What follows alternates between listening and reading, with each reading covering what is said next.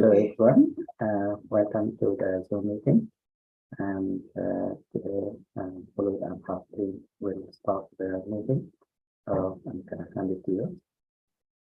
Thank you. Thank you, Dr. Nader. Hello, everybody. My name is Kholood Ahmed. I'm leader in the Orange team. Today, we're going to present the meeting topics. First, we're going to start with the topic heart failure. Will be present with Dr. Weam Mohamed. Weam, if you're here, you can start. Okay, so I will share my screen. Go ahead. Okay.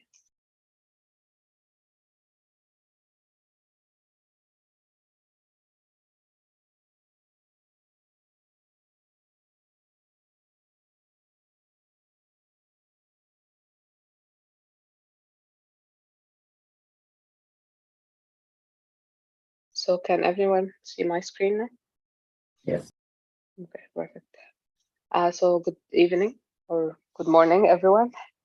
My name is Mohamed, and I will be presenting the heart failure for today.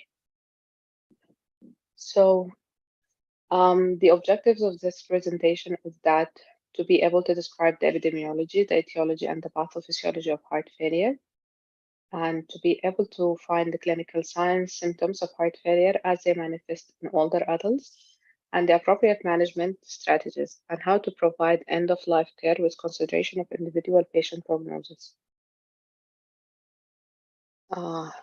These are the parts that will be covered. Regarding the epidemiology of heart failure, the incidence and prevalence increases with age. The leading cause of hospitalization and rehospitalization in older adults is heart failure.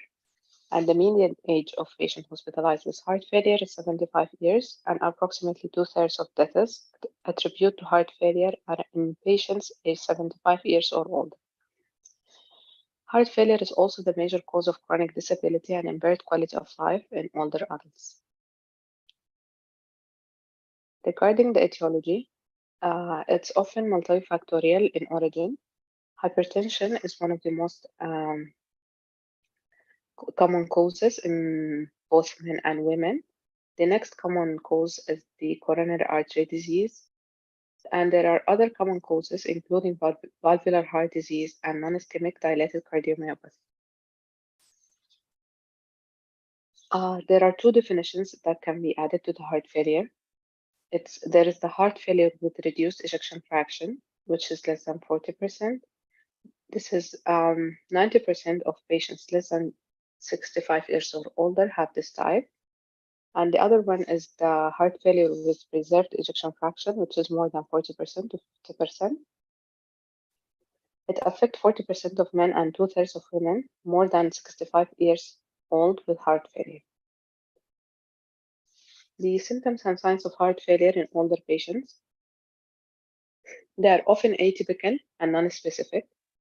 Most common is the exertional shortness of breath, the fatigue, orthopnea, and leg edema.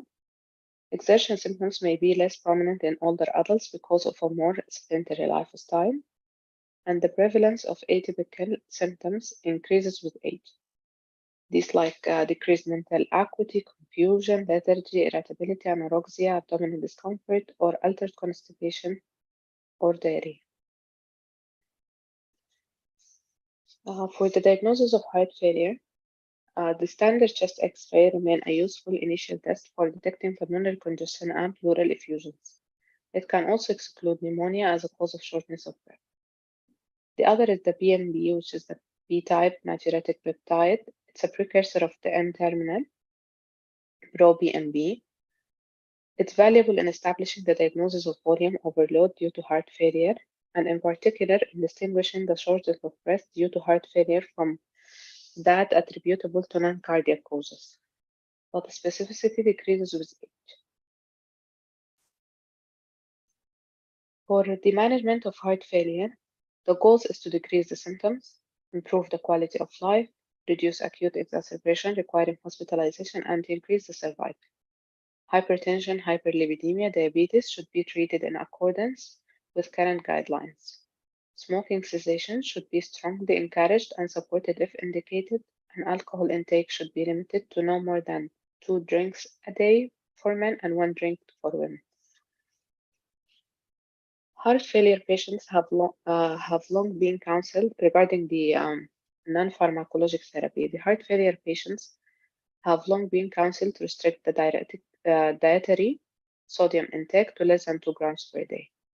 But the low sodium diets have been linked to worse outcomes in several clinical trials, and little data exists on optimal sodium intake. On the other hand, most patients with heart failure should also engage in regular exercise such as walking, stationary biking, swimming, or water aerobics. The exercise duration and intensity should be adjusted to the individual patient level of conditioning, severity of heart failure, and comorbidities. And patients should keep an ongoing record of their daily weight. For the pharmacotherapy, this is for the heart failure with reduced ejection fraction. Optimal treatment usually requires more than 3 medications and in some cases up to 7. Almost all patients take more than 1 additional medication for coexisting illnesses. The problem with that would be the adherence, the high potential for drug interaction and adverse events, and cost. And therapy must be individualized depending on the patient, if they have like multiple chronic illnesses and limited life expectancy. The first drug that can be used are the ACE inhibitors for the heart failure with reduced ejection fraction. In general, start the treatment at lowest dosage and gradually titrate to maintenance dosage as tolerated. The contraindication include the known intolerance to these agents, hyperkalemia, hypotension, and severe renal insufficiency in patients not currently undergoing dialysis. The common adverse events include cough in 5 to 10% of patients during long-term treatment, mild worsening of the renal function, the hyperkalemia, hypotension, GI distress, and rarely can cause angioedema. Angiotensin receptor blockers are an option for heart failure patients unable to tolerate the ACE inhibitors because of cough, allergic reaction, or GI disturbances. The other category that can be used is the beta blockers. As with the ACE inhibitor and the receptor blockers, treatment should be started at the lowest available dosage and gradually titrated to maintenance dosage over several weeks. The contraindication include the severe decompensated heart failure, active bronchospastic lung disease, marked bradycardia, relative hypotension, significant AV nodal block, and known intolerance to beta blockers. The angiotensin receptor blockers plus the neprilysin inhibitor, which is called as sacubitril, act to raise the level of several endogenous vasoactive peptides, including natriuretic peptides, bradykinin, and adrenomyelin. Valsartan plus sacubitril can be used as an alternative to ACE inhibitor or ARB in persons with heart failure with reduced ejection fraction and those with New York Heart Association class 2 to 3 symptoms who have previously tolerated treatment with ACE inhibitors or ARBs. The only contraindication with that is that can cause angioedema, and the adverse events may be associated with mild worsening of renal function, hyperkalemia, and hypotension. The diuretics, an essential component of the therapy in most patients, most effective agent for relieving congestion and edema. In general, the diuretic dosage should be adjusted to maintain the eovolemia, manifested by the absence of pulmonary rales and S3 gallop, increased jugular venous pressure, hepatojugular reflux, and peripheral edema. For the aldosterone antagonist for heart failure with reduced ejection fraction, the aldosterone antagonist spironolactone has been shown to reduce mortality and hospitalization in patients with New York Heart Association class 2 to 4 heart failure and left ventricular ejection fraction less than 30%. The selective aldosterone antagonist the eplerenone, has been associated with improved outcomes in patients with recent MI complicated by heart failure or left ejection fraction less than 40, and in patients with class 2 heart failure and left ventricular ejection fraction less than 35%. The potential harms of aldosterone antagonists in that in older adults are increased risk of acute kidney injury and hyperkalemia, including death from these conditions. Check the potassium and liver function 2 to 3 days and 7 days after initiating treatment, and it's contraindicated in patients with creatinine more than 2.5 or serum potassium more than 5. Other therapies for heart failure with reduced ejection fraction is digoxin. It improves the symptoms and reduces heart failure hospitalization in patients with heart failure with reduced ejection fraction but does not decrease the mortality. The target digoxin concentration should be between 0.5 and 0.9. Adverse events include nausea, visual disturbances, and cardiac arrhythmias. The combination of hydralazine nitrates is recommended for heart failure patients with contraindication to ACE inhibitor and ARBs, and in Black patients with advanced heart failure as an adjunct to ACE inhibitor and beta blocker therapy. Current guidelines therefore recommend against routine anticoagulation in heart failure patient in absence of atrial fibrillation. For heart failure patient with comorbid atrial fibrillation, long-term anticoagulation with warfarin or one of the newer oral anticoagulant is indicated in most cases.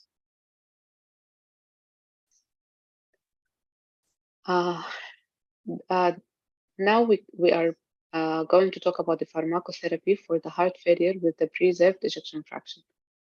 The optimal therapy remains undefined. The current recommendation is aggressively treat hypertension, other risk factors, manage the comorbid coronary artery disease, and maintain sinus rhythm or effective rate control in patients with atrial fibrillation, and justly use diuretics to maintain euvolemia while avoiding overdiuresis. Many of these patients are volume sensitive. For the implantable cardiac defibrillators, reduces mortality from sudden cardiac death in patients with heart failure and left ventricular ejection fraction less than or equal 35%, regardless of ischemic or non-ischemic etiology. Prophylactic placement is advised for patients with NIHA class 2 or 3 heart failure and left ventricular ejection fraction less than 35%, and a life expectancy more than 1 year with good functional status. Defer ICD implantation for more than 40 days after acute MI and more than 90 days after a new diagnosis of dilated cardiomyopathy. For the dilated cardiomyopathy, because the left ventricular function often improves after initiation of beta blocker and ACE inhibitor therapy.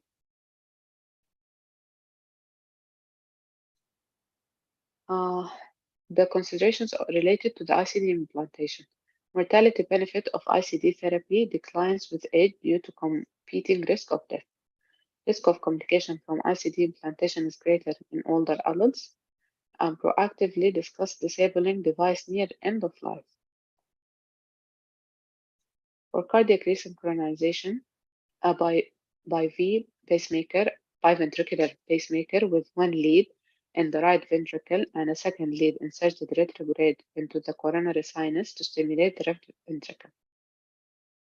It's indicated in patients with dysynchronous left ventricular contraction, most commonly related to left bundle branch block, present in up to 30% of patients with heart failure with reduced ejection fraction.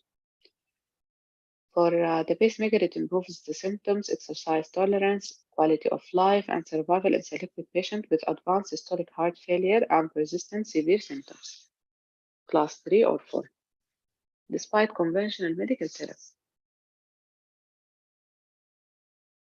Recurrent hospitalization. Up to 50% of patients with heart failure are readmitted within 6 months after the initial hospitalization. Only 1/3 are readmitted with congestive heart failure as a primary reason for readmission. Common alternative reasons for readmission include pneumonia, COPD, sepsis, and other cardiovascular conditions, including acute myocardial infarction.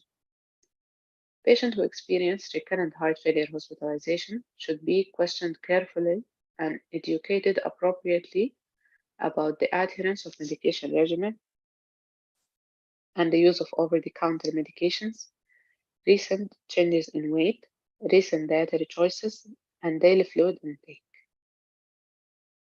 Prognosis of heart failure. The median survival rate of 2 to 3 years. 25 to 30% of patients die within the first year after initial diagnosis. 50% survive 1 to 5 years, and 20 to 25 survive more than 5 years. Women and patients with the preserved ejection fraction have somewhat better survival rate than men and patients with heart failure with reduced ejection fraction. Regarding the end-of-life care, counsel the patient to prepare an advance directive, which may include the appointment of a surrogate decision maker and a delineation of interventions desired to be avoided in the event of clinical worsening and approaching death. Ask patients with ICDs to indicate what condition they would want the ICD turned off to avoid repetitive painful shocks at the end of life. In patients with particularly poor prognosis and remaining life expectancy less than 6 months, offer the option of a transition to hospice as part of a candid discussion about prognosis and goals of care.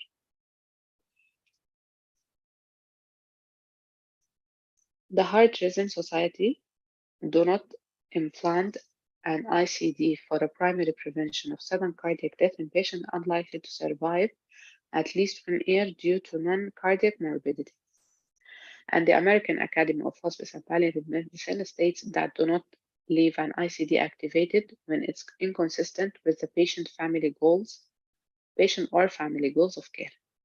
And the American Society of Nephrology indicates that to avoid non-steroidal anti-inflammatory drugs in individuals with hypertension or heart failure or chronic kidney disease of all causes, including diabetes. Heart failure is the leading, for the summary, the heart failure is the leading cause of hospitalization in older adults and a major source of chronic disability. Older patients with heart failure are more likely to be women and more likely to have a preserved left ventricular systolic function.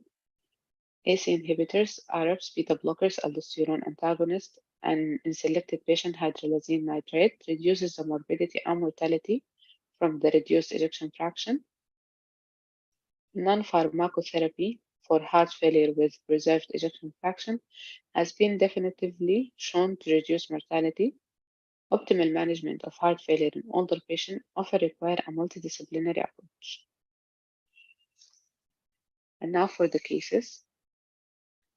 A 73-year-old woman comes to the ER because she has shortness of breath. She has had increasing difficulty with ADLs of 1 month and dizziness with minimal exertion for 10 days. She has been hospitalized 6 times with the last 6 months for dyspnea, chest pain, and lower extremity edema. For the history, she has a coronary artery disease, peripheral arterial disease, renal arterial stenosis, and diabetes mellitus. She is on aspirin, clopidogrel, carvedilol, lisinopril, isosorbide mononitrate, and furosemide. On examination, the blood pressure was 161 over 112. Heart rate was 114 beat per minute. Our respiratory rate was 24. The blood urea nitrogen was 24. Creatinine increased from normal to 1.57. Echocardiography showed a dilated left ventricle with ejection fraction of 20%, moderate mitral regurgitation. IV furosemide is administered and a bilevel positive airway pressure is ordered for hypercarbic respiratory failure. Which of the following intervention is least likely to improve the patient quality of life and reduce the risk for subsequent readmissions?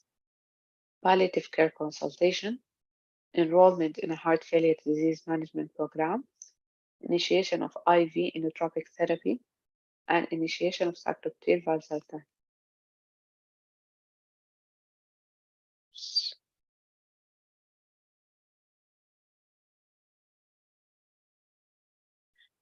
I can see the just okay. Obviously. C. Okay.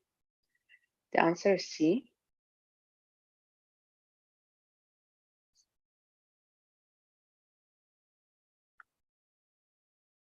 Is to initiate the IV inotropic therapy.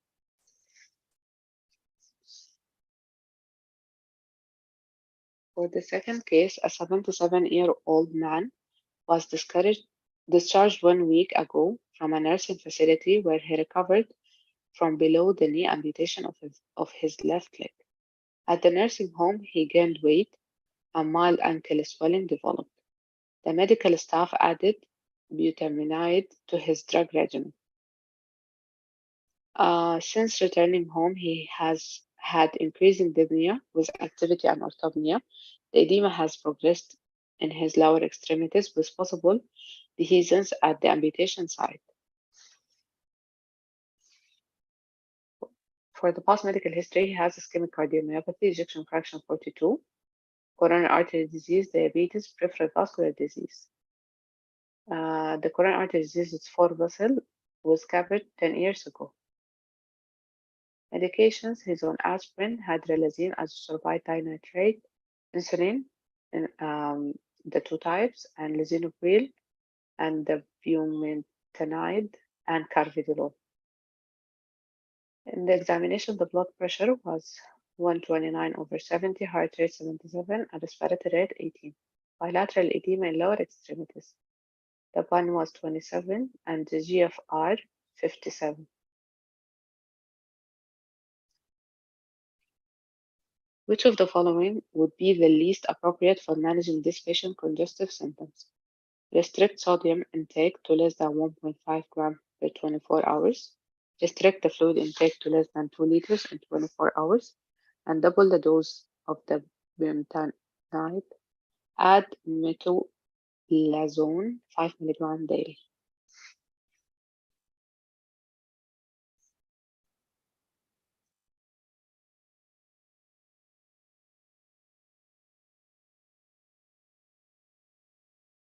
C. There's C.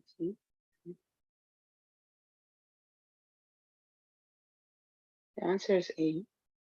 Is to restrict the sodium intake to less than 1.5.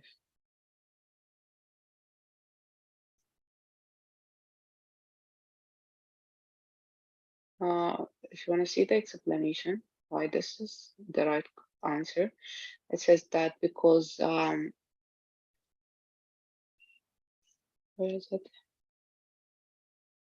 Limitation of the sodium intake is also appropriate. However, severe sodium restriction, that's to say less than 1.5 gram per 24 hours, is not only difficult to achieve, but has been associated with increased risk of readmission and mortality, most likely due to the terminal upregulation of the renin angiotensin aldosterone system.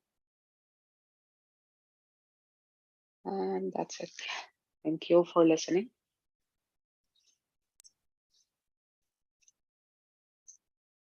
Do you have any Thank questions? you so much, Dr. Yes, it's great presentation. Thank you so much. Any question for this time regards heart failure management and related problems? Thank you so much, Dr. This is an excellent presentation, and it's an important topic. So I'm sure you're gonna start your residency and gonna see a lot of patients if you are in family medicine or internal medicine or other specialties, but mainly when you see the readmission rate is high for these patients. So whenever you have patient at the hospital, try to educate them and try to make a plan that they can be followed as outpatient so that they can at least limit the chance of going back to the hospital. Education is very important in these patients and close follow up with their family member, family physician or primary care physician. So make sure they take their medications. If they have scale, they monitor their weight and their leg edema. So all these indicators, they should be dedicated to monitor. There are some services nowadays, remote services, where they can give the patient electronic scale that can be connected to the internet, go to a center where they monitor their weight daily. If there is any issue, then they will call the patient and tell them, hey, maybe you can increase your levels level for those. We need to check the lab, or we need. So the idea is to prevent readmission, keep the patients at home. Thank you so much. Thank you, Dr. Mafaz. Thank you, again for the great presentation. Now we're going to have Dr. Bashayer Mohamed for the second topic, injuries in the US database. Dr. Bashayer, if you are here, you can start the presentation. Thank you, Dr. Kholood. Hi, Dr. Nader. Hi, everyone. So today we're gonna be talking about the injuries in the US database. So I'm gonna start by sharing my screen.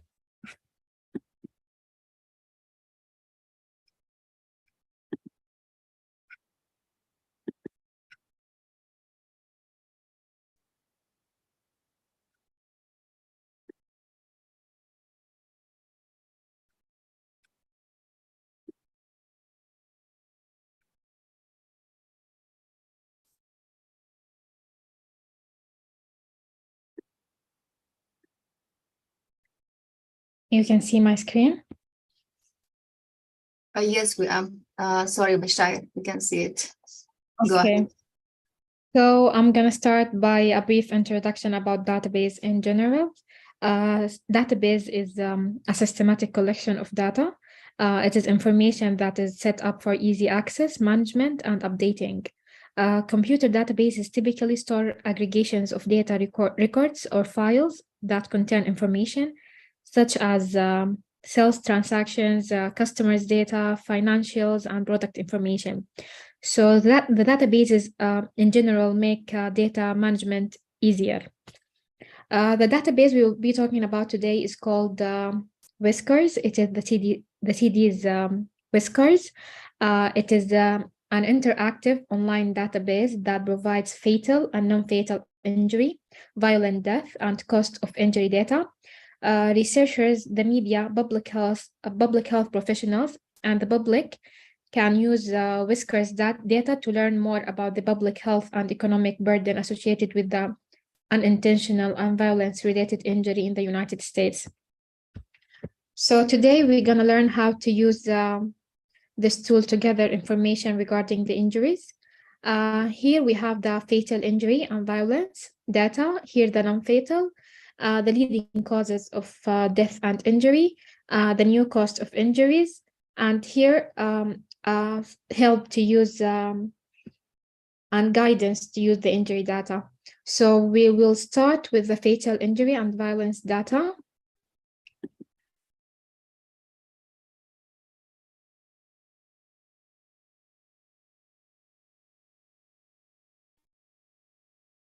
Here we can find the fatal injury data visualization explorer and the compare. We have the reports and the cost of injury. We can start here with the data visualization explorer. Here we can find the years, so we can choose the years that we would like to explore the data, during which years. For example, we're going to start with 2015 to 2022. or 2020. And we're gonna explore the data by pressing this button.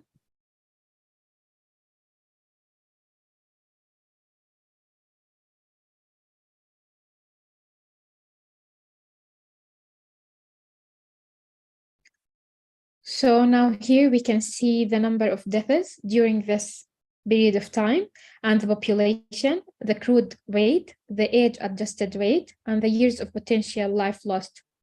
What we can do here, we have filter. We can filter the data. For example, here we have the injury type, all injury or traumatic brain injury only, the intent of death, if it was intentional or unintentional, the mechanism of death, the geography, we can filter the data according to the location, and age, sex, race, and ethnicity. Also, we have years of potential life lost and metro versus non-metro. So we can, for example, here choose the violence, the homicide, and with firearms or burns. Okay, and according to this, we're gonna apply the filter.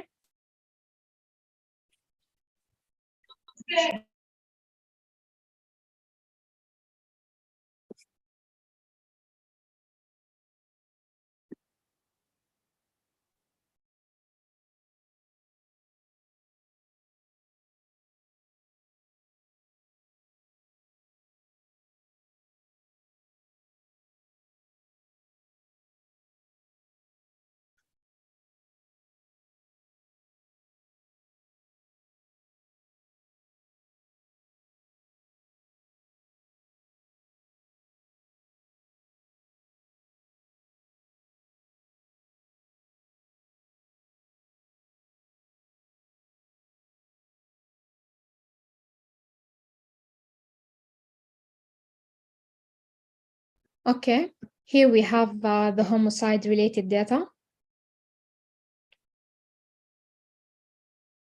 We can see here the locations of the homicide-related injuries. It appears here in certain states in the US. We have here the distribution by sex. It is higher in the males compared to the females. We have distribution by age. And here we have the distribution by race. It is higher in the Black population. So that's how we can use the fatal injury related data. We can also do the same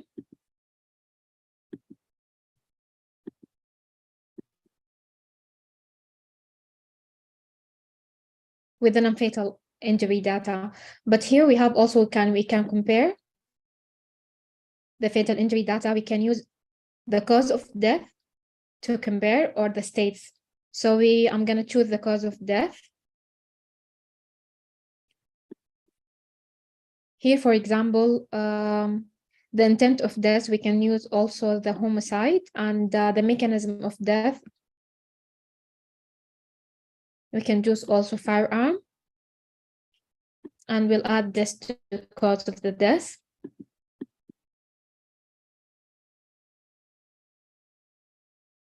With comparison of unintentional by fall. And we will view results by pressing this button.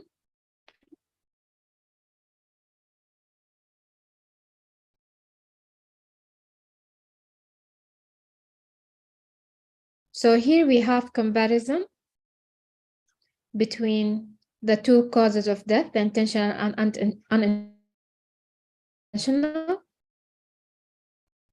We have US map of injury related deaths. So the blue one for the homicide and the green for the unintentional fall. We have here the unintentional fall is ranked the number 1 because the number of deaths is way higher compared to the homicide, the firearm related injuries.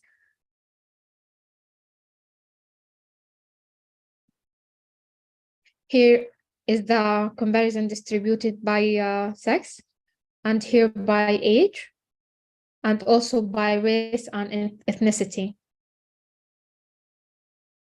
Still the homicide with the blue color and then intentional with the green one.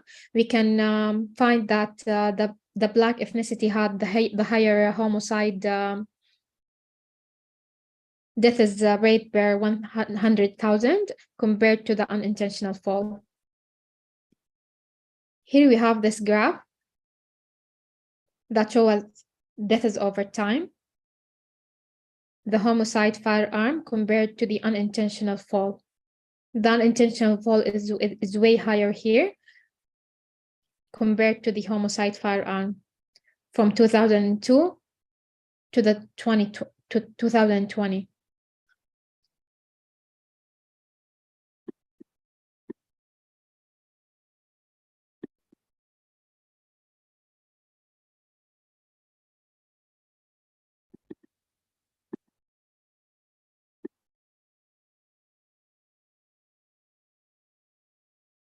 We have here the fatal injury reports. We can choose what we want to, the report we need. And then we go here to submit the request to get the report that we need.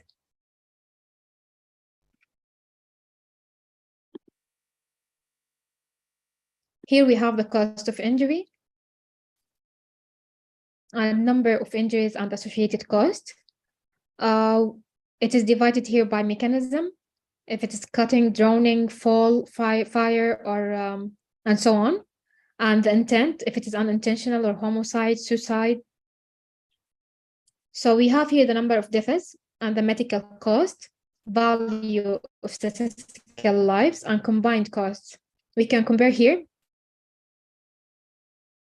using the mechanism of cause and the intent.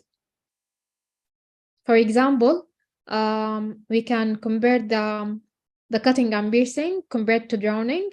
The unintentional, we have 166 in the intentional cutting and piercing, and way higher in case of unintentional drowning. It is 4,000 deaths. The medical costs also, it's way higher in case of unintentional drowning compared to the cutting and piercing, where it was only 2 million. Here it is 43 million.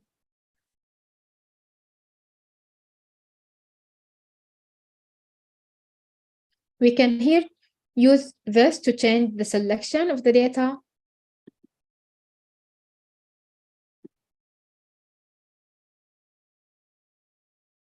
For example, we have the injury outcome. Here it is fatal, but we can choose non-fatal hospitalization, non-fatal ED treat and release visit. We can also use the filter of the data here. We have all the years here from 2015 to 2020, because this is what I chose in first. The geography, United States, we can choose the specific region or specific state. Also, we have the intent, if it was intentional or unintentional, and the mechanism of injury, the age group,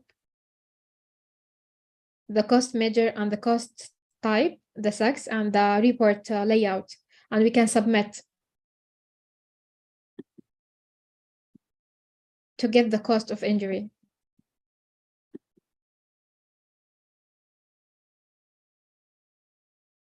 Here we have the leading causes of death.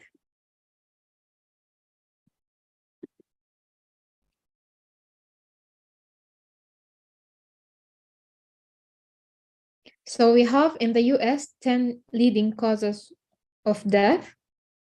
According to age, it is divided by age, starting from less than 1 year and until 65 years plus. We have also all ages. So for example, we can see here, as we can see, that in less than 1 year, number one is the congenital anomalies. And in the 65 plus population, it is heart diseases are the most common leading cause of is the leading cause of death among this population. So here we can find all the data related to the leading causes of death divided by age.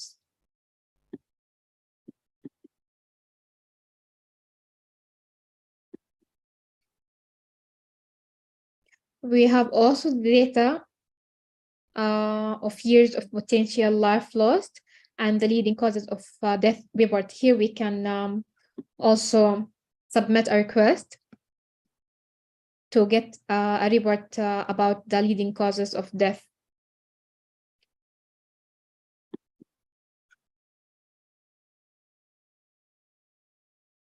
The same goes for non-fatal injury data. We have the same here, the non-fatal injury data visualization, and we have also the report. We can submit our request and get the report we need. We have the leading causes of non-fatal injury and then the cost of injury.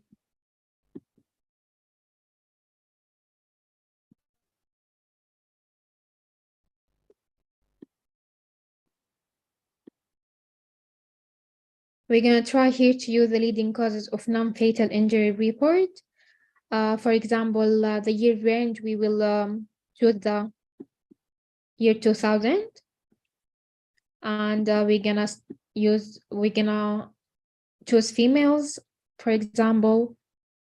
Here we have the disposition of the case because it was non-fatal injury. We have the treated and released, transferred or hospitalized or observed or unknown. We can choose, for example, hospitalized. The number of causes, we can have the top 5, top 10.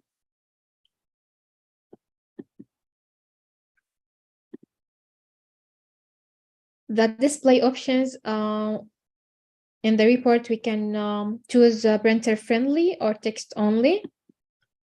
And the intent of injury, we can choose unintentional only or violence related only. And we can submit our request to get the report we need.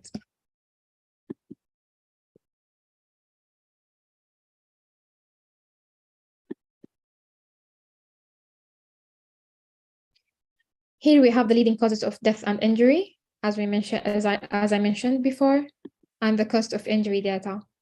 And we have here like a guidance to use videos. It help us to use this database tools to collect our data.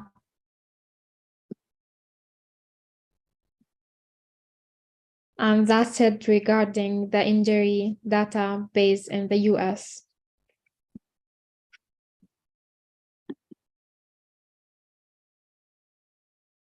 Thank you so much, Dr. Bashayer. This is excellent presentation as well. Awesome. The importance of this database is that last week or the week before we talked about the death certificate, and we discussed how important is the diagnosis when we put cause of death and what contributed to that. So if the patient had a fall, then you can add that is it fall with injuries and what type of injury and what the cause of death. So obviously the data will be stored.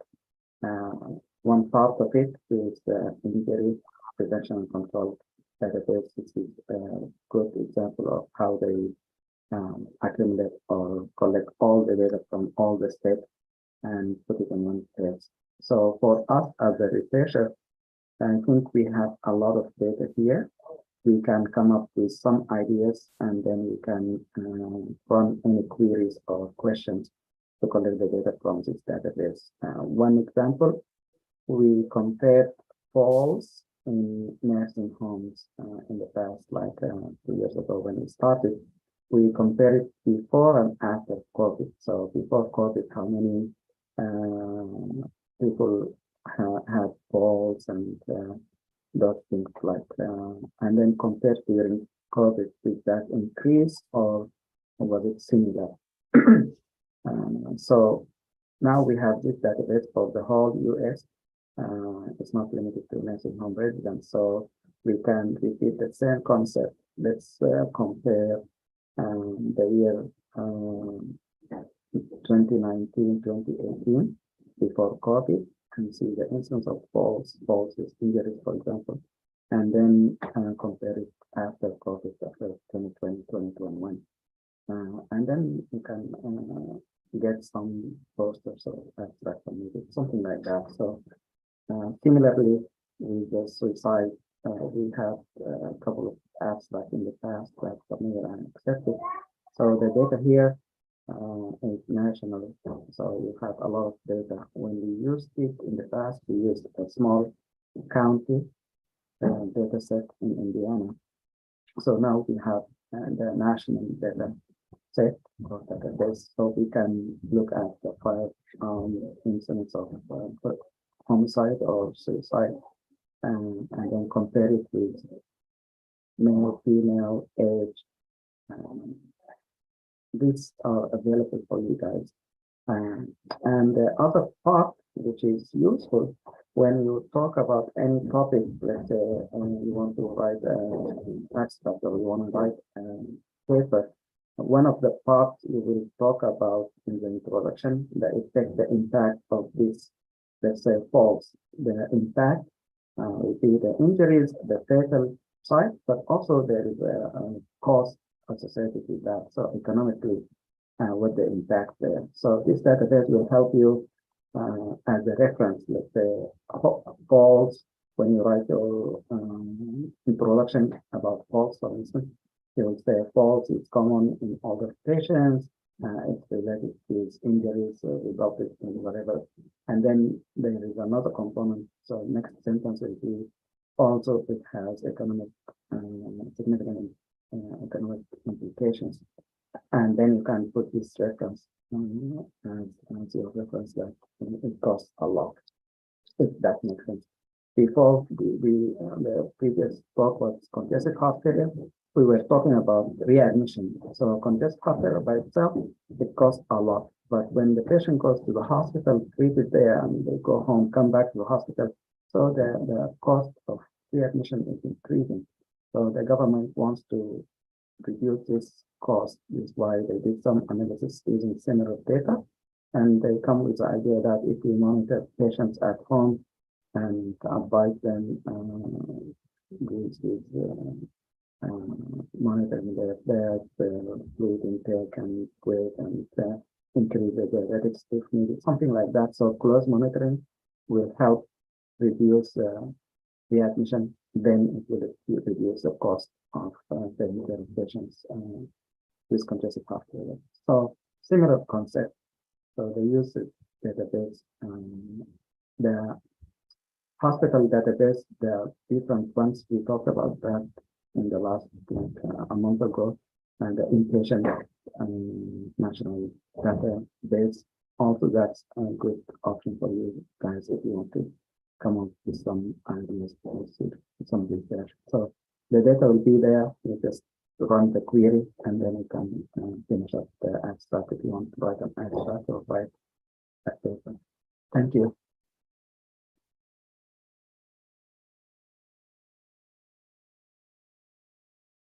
Thank you, Dr. Bashayer. It's a very good presentation. And now we're going to present our third topic, the interactive US map. That will be presented with me. So I will start share my screen.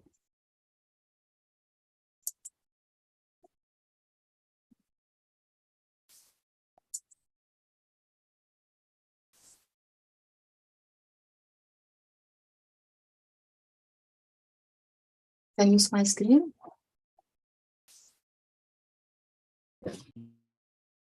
Yes, I will start with the general idea. Like I have here the website for we'll show you which state and the state here. Specifically the visited state map. This like to show you the features, interactive and customizable map builder showing visited states. and you can use it as a track for your US travel and history by marking the states you have previously visited. And this, as you see here, the states, and you can click for the state. Then you will select the states you visited, like here. And you can find any information regarding the states you're gonna visit or you visited previously. That's like consists of like the weather, like the services, like the population, healthcare, and everything which you are just watching for it. So I will go also to show you something here. Yeah, sorry.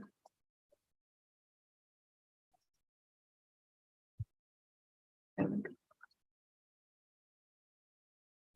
I have to stop this one. Sorry.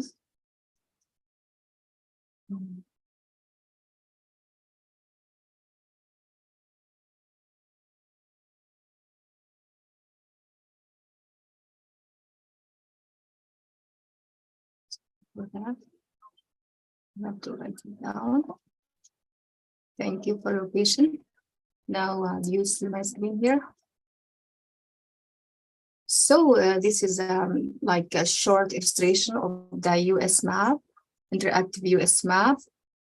See here the map as general, then you see the states, and as I mentioned before, you will just look at the state you want to just like find out whatever you want there. So I have like an example of that, like I'm using a map for like the employment. On the map employment here, as you see the map, reveal the largest employers in every state. See as a distribution here, we see here the markets and everything. This analysis tool presents by LODS data and shows where workers are employed and where they live through an interactive and flexible mapping interface. As we see here, the Walmart and here the universities as distributed per state. And here's aerospace and manufacturing, and also here the hotels. You can see also the hospitals, and you see also the auto manufacturing. And also here, you can see the staffing and supermarkets. See if you will go and just you find out the thing you want, just you click and just on the state, and it will show you which one you are looking for in details. Also, I can have on the map for emergency management, and the map for the emergency management combines of the maps analysis tools with data on the emergency events gathered automatically from the previous federal agencies. At the map, it showed here the US disaster map. As you see, we can see the states here, this color like the percentage 10 to 22, and here this lesser 7 to 9. This one, the red, the lighter red, and this the orange one, like 4 to 6. And also here this lesser 1 to 2, and the white one almost 0. It doesn't like have reported disasters or emergency disaster here. So here they took the data centers, they said they have 4 data centers facilities in the disaster safe zone. As we can see here also, we can see in the map, the rural America, the story map of the regions, which the region is the rural one and what's like the most like civilian one. And this is the story map contains interactive web and maps and tables and informations and images to help explain how the Census Bureau defines the rural. Also, we can find the SHIE interactive data tools. This is about the health insurance. So you can see also the small area health insurance estimates program and that was created to develop a model-based estimates of health insurances coverage for counties and states. As we see here in the map, the health insurance rates by state. And this is approximately the average annual deductible with the silver plan. Here, it's depend on the plan of the insurance and how much it costs and how the deductible will be there according to the states, specifically for the specific states, I mean. And also, I will just use a map to see also the percentage and the prevalence of the poverty in the US. This is like SAIPE interactive data tools for the poverty.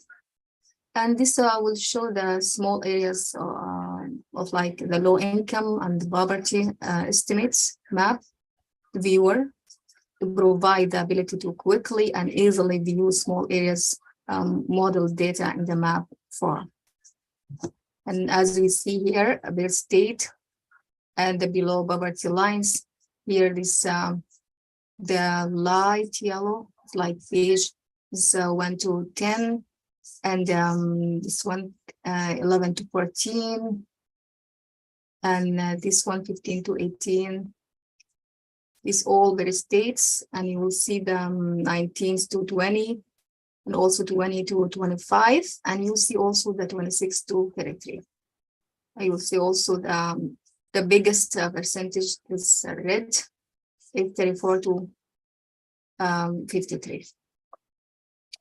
So this is brief and short presentation for the map and how to use the map, US map, to just like to do whatever you want in the state, like which thing you are going to see, the climate, the health insurances, the employment, the emergency, the safe states, and the biggest like higher rate disaster in which specific states. That's also could help with this all things. And also you can choose the states you want to live or you want to go or travel.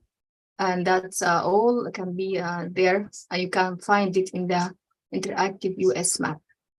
That's all about the interactive US map.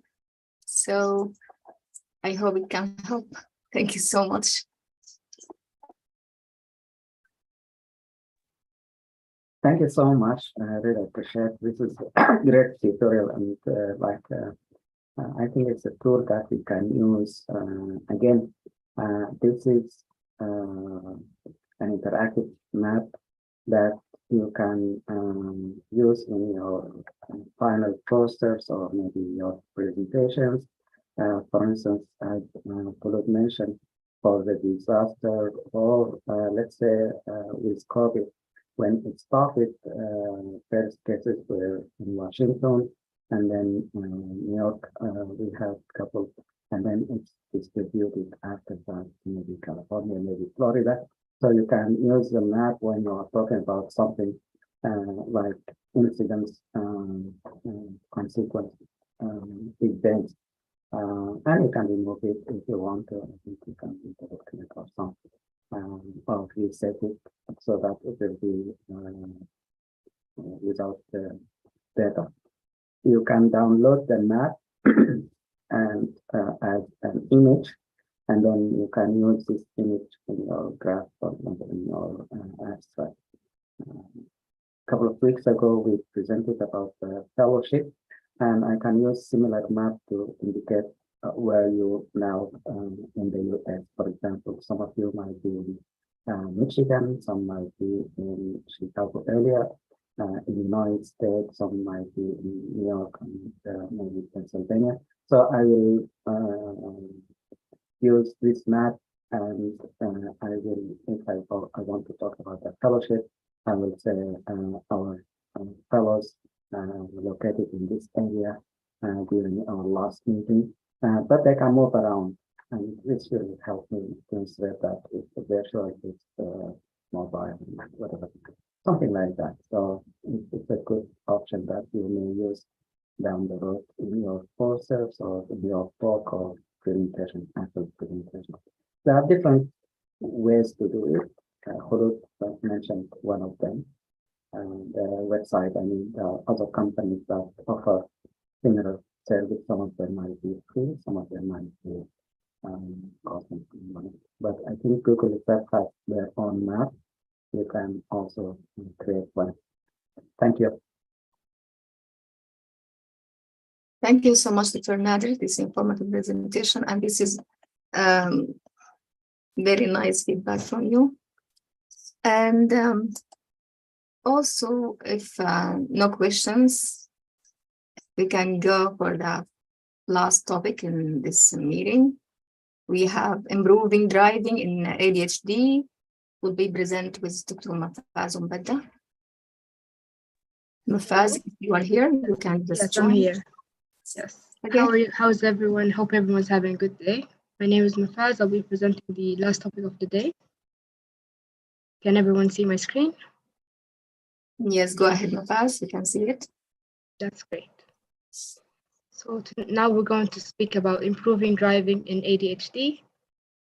Our content of the day is to discuss ADHD briefly and describe ADHD from the point of view of an ADHD patient, and then discuss how to improve driving in these patients. What is ADHD? ADHD is attention deficit hyperactivity disorder. It is one of the most common neurodevelopmental disorders. It's described as a disorder that has inattentiveness with hyperactivity that's at least for 6 months or more. It has the prevalence of 5% in the US with male predominance, and this disorder is usually diagnosed by 12 years old. However, there's cases where ADHD is diagnosed later in life. The risk factors include a family history of positive family history, and environmental risk factors such as a preterm delivery and early pregnancy ages of the mother, and sometimes some medications were involved with increased risk of ADHD. ADHD is associated with conditions such as conduct disorder, oppositional defiant disorder, disruptive mood dysregulation disorder, autism spectrum disorder, and more. In patients who are diagnosed earlier in life, they have a 35%, 65% of these symptoms persisting into adulthood. And most of them, they have challenges regarding their academic development, their ability to maintain relationships in life, such as their friendships and even with co-workers. They would later on develop poor self-esteem, and in adulthood, they have increased risk of developing alcohol and drug abuse. There are certain types of ADHD. The first type is predominantly inattentiveness. It's described as easily distractibility. They have difficulty finishing tasks and following the rules in order to complete tasks to the end goal. Second type is predominantly hyperactive impulsiveness. They're described more as a troublemaker, would run around, being very talkative and disrupting others, and they have increased susceptibility to accidents and injuries. Third type is combined. They have both symptoms or both inattentive and hyperactivity impulses together at the same time. To diagnose it, we usually follow the DSM-5 criteria, of which we have the symptoms of inattentiveness and hyperactivity. We have to follow up with the age of the onset of symptoms, and we have to look at if the symptoms are actually present in 2 settings or more, which means that these symptoms are present, for example, at home, at school, and at work. And we have to make sure that these symptoms are not associated with other mental disorders or any other disorder. Also, we have to look into the history from the parents, teachers, and the patient. We follow some rating scales such as the Vanderbilt ADHD Diagnostic Parents or Teachers Rating Scale in pediatrics, and in adults, we follow the Wender Utah Rating Scale for ADHD. When it comes to treatment, our first-line medical is amphetamine derivatives such as methylphenidate, which is a stimulant that works by blocking the reuptake of dopamine and noradrenaline. The side effects are mild, So we're not usually worried about the side effects, but usually, or not usually, but like some patients would prefer using a second line due to the chances or the risk of developing dependence on these medications. The drug interactions that we have to worry about include such as SSRIs, warfarin, TCAs, and phenytoin. This medication is contraindicated in patients with cardiovascular disease and hypertension. Our second line includes atomoxetine and guanfacine, and the non-medical choices, which usually some physicians, they prefer using it as the first line before the medical, or using the non-medical and medical together at the same time. This would include psychotherapy, behavior therapy, parent training and education, and also CBT. In a new research, some physicians found that omega-3 and omega-6 fatty acid may be beneficial, but this is not yet supported very well. Okay. In order for us to understand what is the challenges, I thought maybe reading about some of the experiences these ADHD individuals they have through their daily life. I found a very small, brief vlog that had a patient describe her day with her waking up very late, and she had to check up her phone, and she had a very short time just to make it to her client. She got ready and got into her car. She started her journey, and then she would look at her passenger side, and she had all these papers that she forgot to clear. And she would take a couple minutes, and instead of focusing on her driving, she would look and remember all the papers and what it had, and from where it came, and how she has to take care of it. And then she would go on to redirect her focus on taking her medication while she's on the road.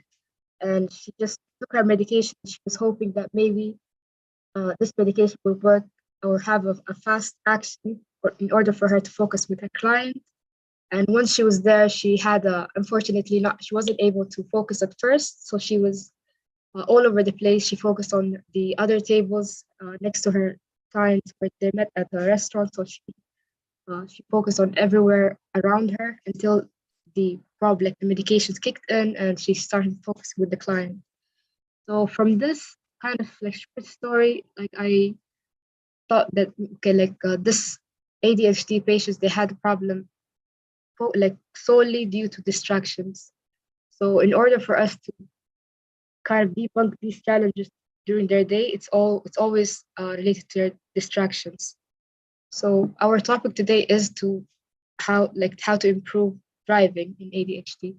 And we can't expect a patient that has distractions to give up on driving solely, because we need driving it's very essential. We need it to get to places. It's our form of independence.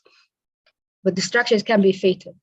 So in a recent research where experimental research was done, comparing a group that were given a program that's computerized to focus on decreasing distractions and give them tips and tricks to maintain their attention during driving, versus another group that was used as a control. They gave them enhanced conventional driving educational programs. And this program was done in 6 months, and their main primary outcome was to decrease the period of long glances. Period of long glances was described as 2 seconds or more, which is basically a period where you glance somewhere else rather than focusing on the road. Their second outcome was to focus on the lane positions, the collision and near collisions. The results of this research was positive towards the intervention side, which focused on reducing the main issue here, which is the distractions. And they had very, very favorable results in this research.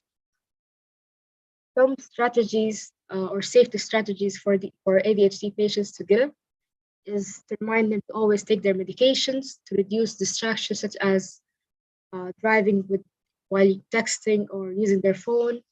driving while eating, or even listen to the radio. Sometimes some people find that distracting. Driving a manual transmission car is also helpful, and never drinking while driving, and always to buckle up. Thank you for listening. This is the end.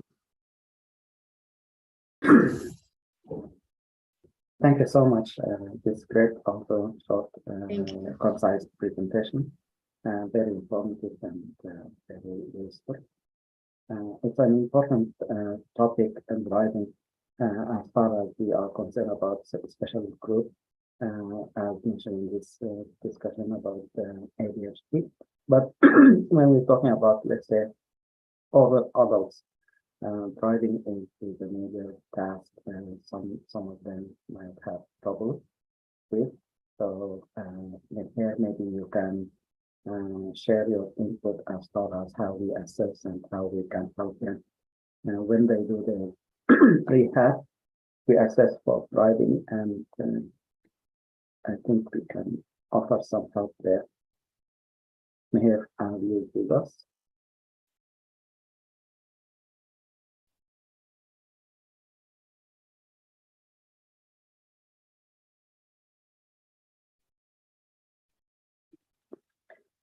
Thank you, Mafaz. Mahira, I think we step away for a second or so.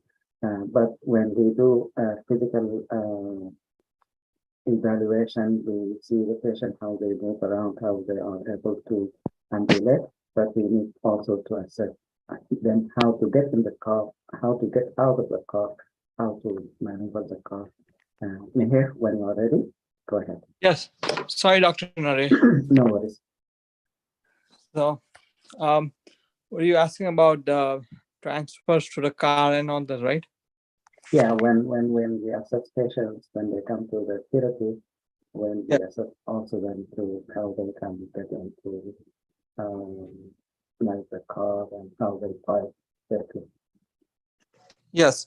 So we look at the transfer strategies. We look at their ability, physical ability, their cognition, and we assess their abilities to perform the task, their ability to follow the commands, like one-step command, two-step commands, and we go from their ability to learn new tasks and the retention ability, and that's how then we create a plan to perform the task and provide certain therapy to improve their ability to and follow the given instruction and to improve their level. Excellent. Thanks for sharing. Sure. Thank you so much. You're welcome. And so this is one part of the article what we can apply to all the population, how we can extract all this information and then how we can improve their driving or ability to drive and that. But one other goal when we share this article is that you can look at this and see maybe we can apply the same concept in a different setting. This the population here is just ADHD patients. Maybe you can apply the same method into another group of patients, and then you can get the experiment with the research project and then get results, and maybe you can publish. So this is how you think about when you read some of these articles. How can I replicate the same paper, but in a different group, for example, of patients. But thank you so much for the presentation and this excellent presentation as well. Thank you. Bye-bye. Okay, thank you, Dr. Mafaz. This is a great presentation, really. We have a question here in the chat from Arij. She's asking, what is the role of the omega-3 or 6 in ADHD? Yes, thank you, Anish, for the question. So, according to UpToDate, some physicians they said to advise our patients to take omega-3 or and omega-6. However, there's no researches to support this. So it's just an advice, but there's no suggestions or supporting evidence to this.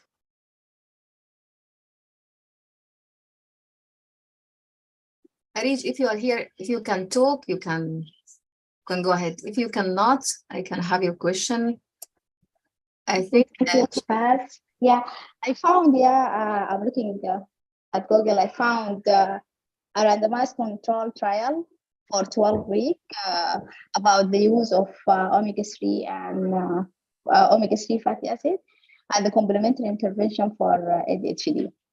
And they said that if they take omega-3 supplement or to serve fish 2 times per week, it will improve the behavior for ADHD patients. Thank you. you mean this is consistently we have to use omega-3 and 6 that along with stimulants medications. You said what, Kholood? With the stimulant medication? Yeah, they have to do like the basic therapy, and then they will add that. This is what you are meaning about omega-3 and 6. No, I mean it's the complementary intervention for ADHD. Yeah, okay, I got it. Thank you, Anish. Thank you, Kholood. And thank you, Mafaz. Thank you.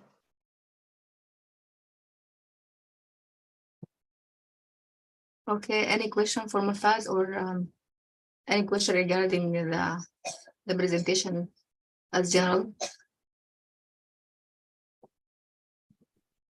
Hi, I have a question with the diagnosis. You mentioned that usually it's diagnosed before the age of 12, but there are people that can be diagnosed at an older age. Is that correct? Yes. So I'm not really sure if anyone could answer this, but with the influence of social media, is there like an increase in diagnosis of ADHD? Because a lot of people self-diagnose or hyperfixate on, let's say, one symptom that they could have. So how would the diagnosis be? Is it just according to the DSM-5 or?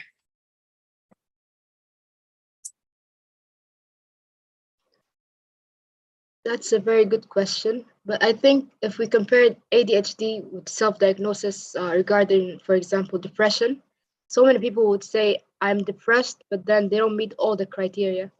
But this is very common now. We just Google symptoms and we say we have this disease or we have this disorder. So I can't for sure 100% say I have proof of this being an increase or decrease, but I can easily say that it will there might be an increase with self-diagnosis regarding like social media and just Googling, for example. Sounds good. Thank you.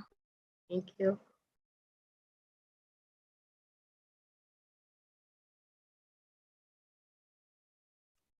What do you think, Tornader?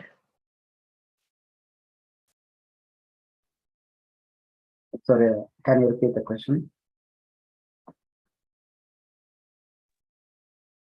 The question is regarding the diagnosis of ADHD, and with rise of self-diagnosis, especially with influences in social media. Because at the beginning of the presentation, she said the age for diagnosis is 12 years, but then now it can be older. Is there like a correlation and the effect of is there an increase also in diagnosis because of social media, or is it true ADHD? Because some people can hyperfixate on a certain symptom and they'll be very convinced they have ADHD because of this. Yeah, definitely the social media or the Google or depending on the internet information people are self-diagnosed or self-treat sometimes. Yeah, this is quite, I think it's a good field that we can do many studies. As far as who diagnose them or how we can monitor that, I think it depends on the primary care physician when they diagnose the patient. If they have tracking methods as far as the database, again, if the nationwide database can be collected, then we can say, oh, there is an increase in incidence. Or if it's only reported oneself, like my son or my nephew has ADHD, I don't think there is a way to monitor if there is increase or non-increase given those elements. Who knows? I don't know. Any comments from other fellows or addition?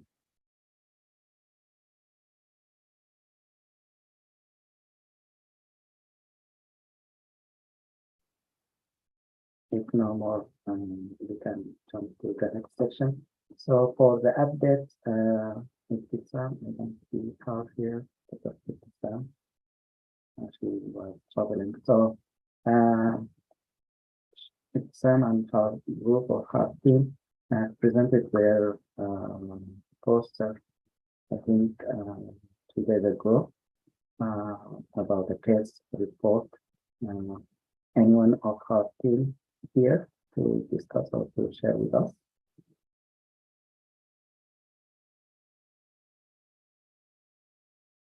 And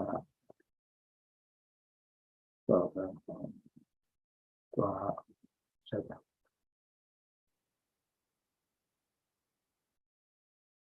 If not, that's fine. So this is the poster. They talk about the case with anxiety in a patient with Parkinson's disease, which an excellent work done. So you can also present some cases in some of the conferences, so they will have their own areas that they want you to highlight or to work on. So in geriatric, like ADS, sometimes they open the floor for case presentation. So you can submit an abstract to present like a poster, similar to what we showed you now. Any other updates as far as other group, other fellows, anything, ideas or working on how is your work going, and any final products?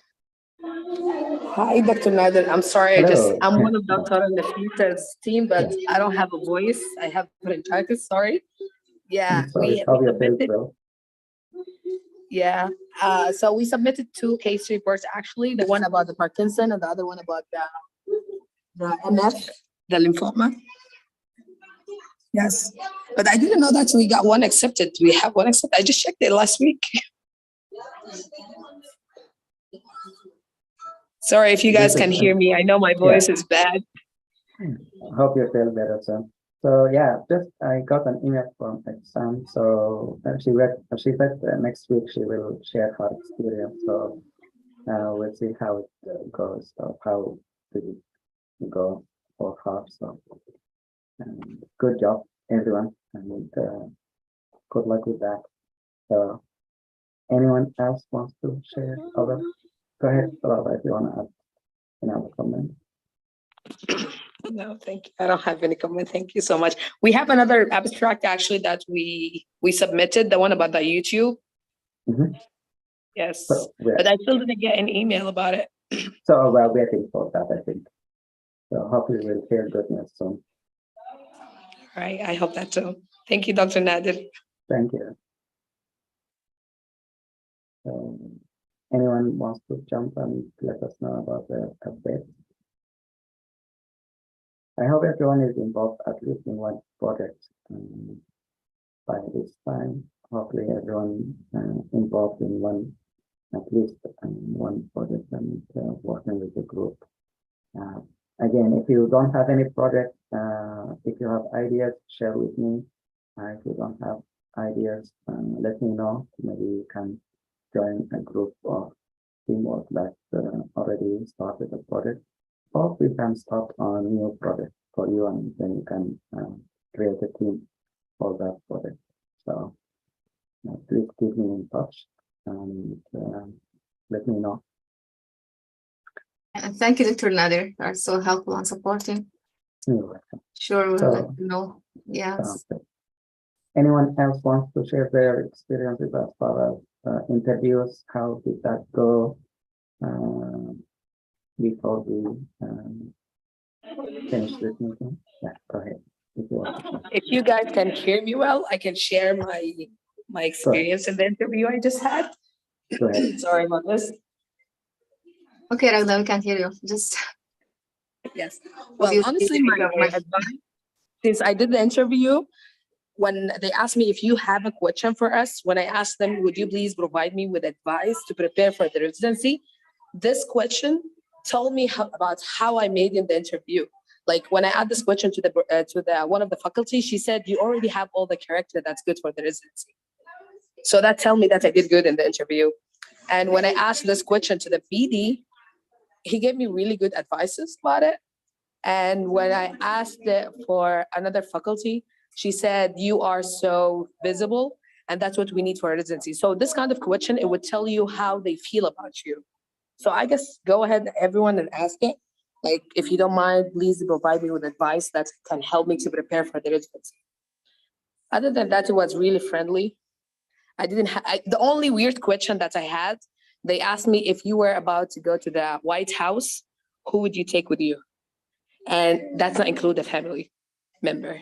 That really was a weird question, to be honest.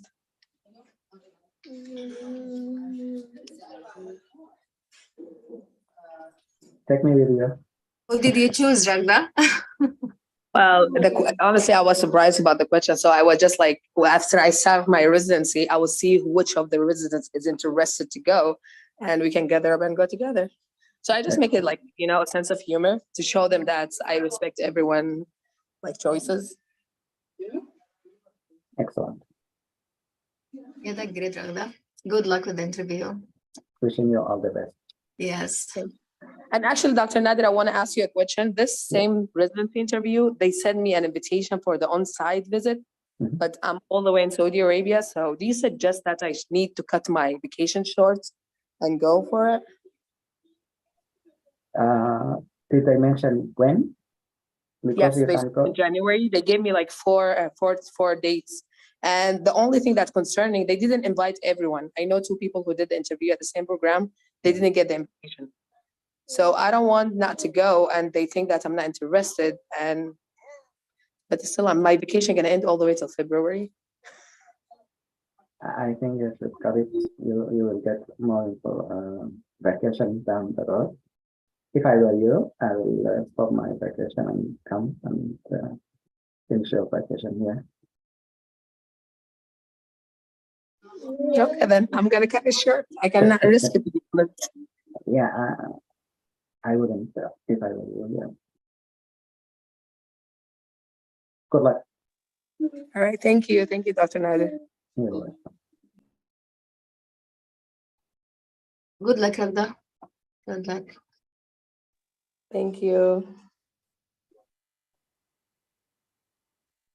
So we finished our presentation for today. This is the Orange team. Thank you so much for the doctors who presented with me today. And thank you so much for all of you for attending this meeting. Thank you so much, Dr. Nader, for your supporting and helping every time. Thank you so much. Thank you so much, Dr. Kholood. And before I let you go for next meeting, the pink team will work on some of the topics. If you have a minute to go over this, and if you have questions, let me know. The team leader, I think, will change. So whoever will be the team leader, if you have questions, let me know, or another member of the team. If the team members, some of them are busy and they cannot participate, maybe we can ask other fellows to participate and take some of the topics to be presented.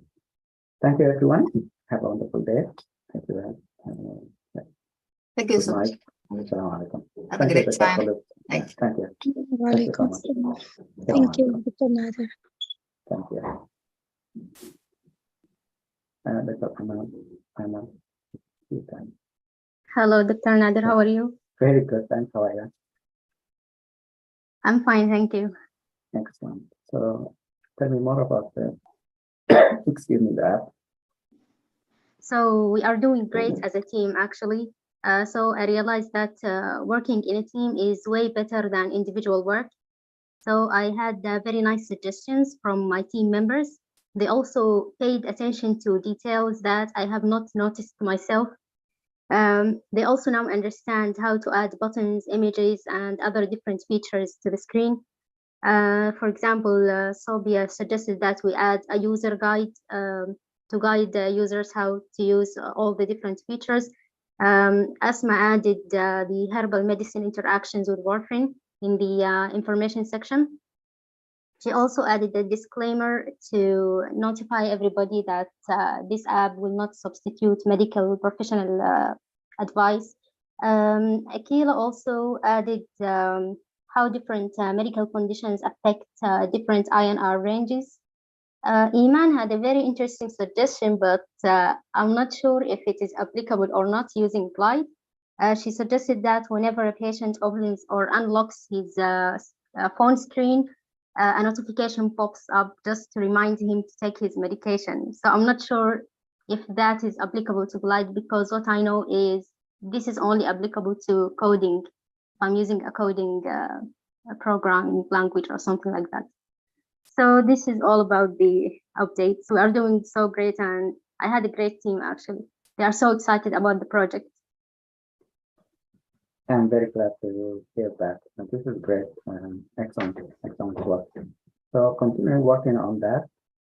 And I agree, Glide has some limitations. So this is one of the limitations. We don't have the background as far as manipulating and using some programming to notify the users and so forth.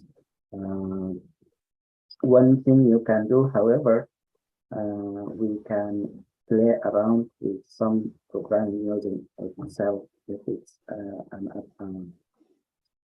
if the app is based on Excel. Excel has the power of sending emails. So let's say I have your phone number. If you are Verizon, then I can send you a text, an email message.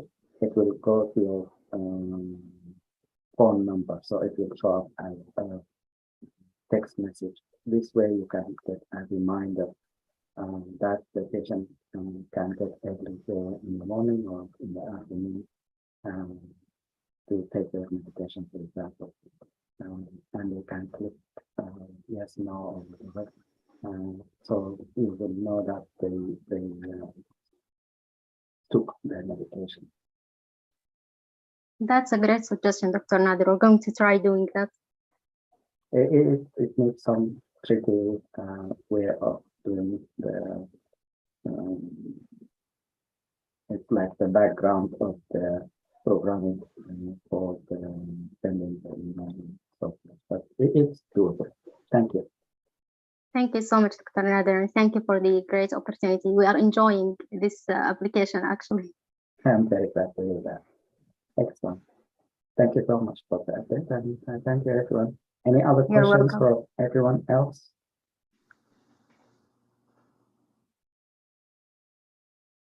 If no questions, so we'll see you next week. Have a good one. Assalamu alaikum.